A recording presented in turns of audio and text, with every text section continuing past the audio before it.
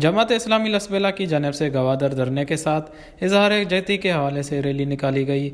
इस मौके पर जमात इस्लामी के अमीर अब्दुल मालिक रोंजो और दीगर ने खिताब करते हुए कहा कि गवादर में हक दो तहरीक के कारकुन मौलाना हिदायतुर्रहमान की सरबराही में गुज़िश्ता 2 महीने से अपने जायज़ मुतालबात के लिए धरना दे रहे थे, लेकिन हुकूमत ने उनके साथ मुज़ाकरात और मुतालबात पर अमल दरामद करने के बजाय उनके एहतजाजी कैंप पर धावा बोल दिया और कारकुनों को बदतरीन तशद्दुद का निशाना बनाया, जिसकी हम शदीद अल्फाज में मजम्मत करते हैं।